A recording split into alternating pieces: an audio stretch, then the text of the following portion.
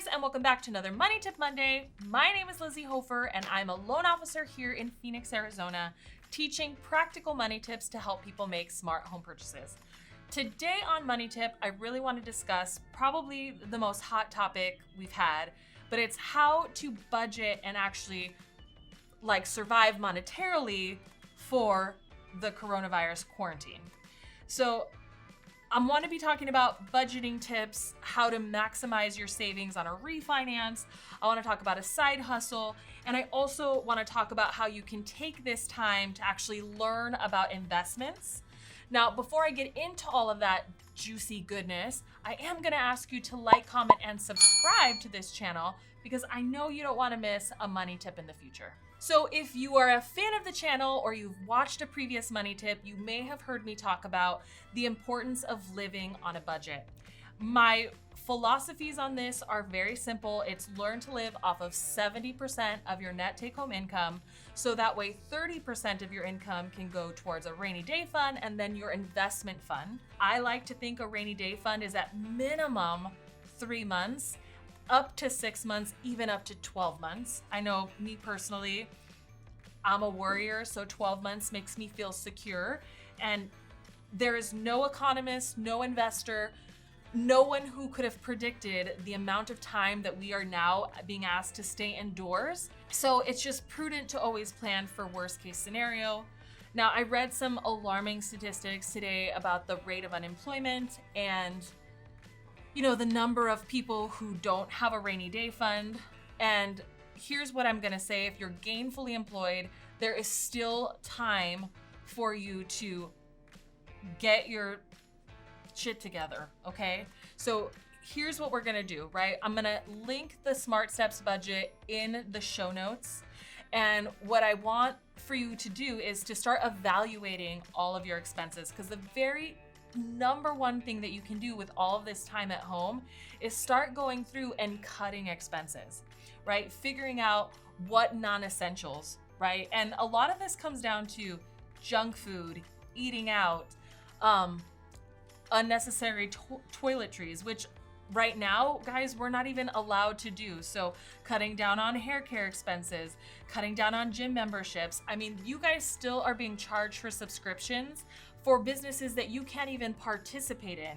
And I know that there's a lot of social pressure right now with, helping small businesses, but if you aren't in a position to help yourself, that's where it starts first, right? So go through everything, think about what you can, cut down, and then focus on applying money to that reserve account, right? So if you are a saver, right, a lot of investors talk about 3 months right now, as a rainy day fund.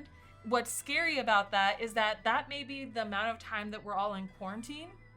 And even if you were prepared, we now know that that's not enough. So my goal is get it up to 6 months if you can. And also look for ways where you can save, right? So things that you can save on. Groceries, right? A lot of us are using online store apps to order our groceries. This is a good chance for you to meal prep, right? The healthier we are, chances are the less money we're spending on excess things. It's also a time for maybe you guys to take more walks outdoors to get healthier, right? To cut down on, expenses that you normally would have spent on extracurricular activities. So this will just naturally happen as a fact of quarantine. But again, you also want to look at things like your auto insurance, your health insurance, what rates you're paying on auto loans, right? You want to look at what you're paying on your mortgage, right? I mean, it's been shocking to me the amount of people still paying mortgage insurance who still have rates over, 4.5%. You should definitely look into saving, primarily because if you can save $200 or more a month, it definitely pencils out, and that $200 can be applied towards, again, the rainy day fund that you might not have. Another thing to really look at is, I know that there have been announcements about student loans and the potential not to pay interest payments and to have everything go towards your principal. This is another huge way for you to get ahead, especially because a lot of student loans have a thing called compound interest, right? And if you've heard me talk about compound interest, I believe it is a weapon of mass destruction when it comes to finances. So if you can take advantage of not paying interest at this time, you guys, you have to do it, right? Student loans are like the biggest scam. I mean, I'm so not for them. You're paying like 400 times the amount of what you get in return back for your income, right? So just know that like if you owe this money, don't just keep deferring it because it keeps growing, right? You should focus on paying down this principal while you don't have to pay interest. Now, the other thing that I would look at too, guys, I have done this for myself too. I was shocked at the amount of insurance I was paying. I was able to actually save, like I own an investment property and I have a trust and we have some other things that we were insuring, but I was actually able to save more than $500, right, a year in insurance. Like that's crazy to me. And then I was able to actually maximize our health insurance too, which is another like couple $100 in savings. I think like in total, we've now saved close to $2,000 in a refinance and cutting health insurance, cutting auto insurance, cutting all the subscriptions. I mean, it's crazy the amount of money that you can spend when you don't have the time to pay attention to it. Now, one last thing when it comes to refinancing, do not refinance your home if you're not going to save $200 or more. I know that there's lots of rules of thumb out there for like cutting a percentage down, but there are costs associated with mortgages. And yes, you are cutting a mortgage payment. And so if you need that right now, I get it.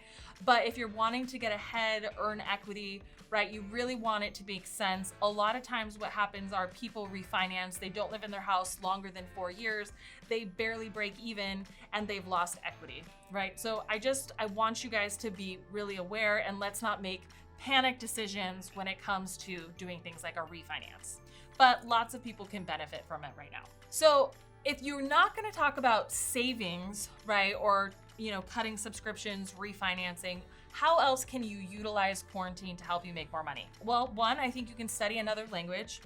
When you know another language, your hireability and the income that you earn can go up a lot more. If you know a second language, right, this is a good time to get into translation services, figure out a side hustle with that.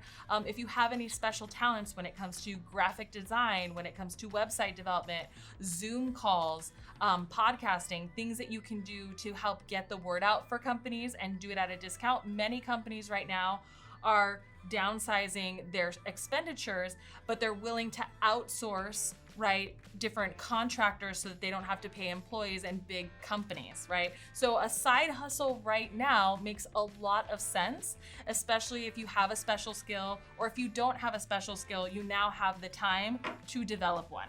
And last but not least, guys, learn about the market, right? When the market is down like this is when you can get the best deals, right? And what's scary is that I'm going to advise you, don't make panic decisions. People always listen to the masses when it comes to whether they should buy, whether they shouldn't buy.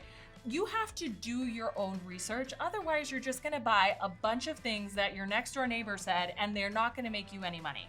So what you have to do is learn about the market. When I was learning about the market, there were a couple of great things that I did.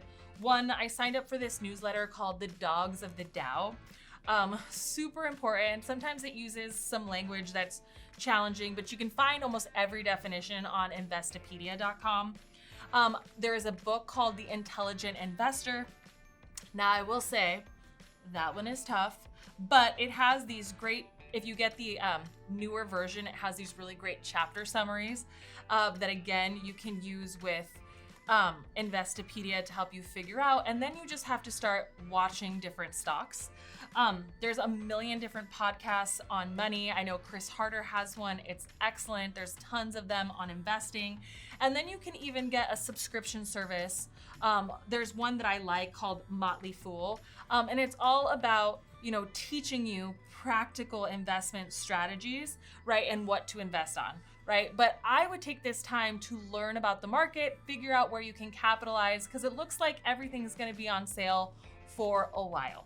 Now, I want to invite you guys, if you have any questions, if you have any feedback, if you yourself have great investment or savings advice, to comment below and participate in the new Facebook group that I'm launching called Smart Steps. And I also want to disclaim the fact that I am not a financial advisor. I'm not a tax accountant. I'm not any of these things. I'm a loan officer, but I am also somebody who came from having very little financial education to figuring out how to, earn a 6-figure plus income, to being able to save that much, to being able to pay down all of my debt. And I want to pay that forward to you guys. So I'm just going to be giving you my personal, tactical, best advice and being fully transparent with you on how I've gotten here. So I'd love for you guys to be a part of it. That link is going to be below, and I appreciate you guys so much for tuning in to yet another Money Tip Monday.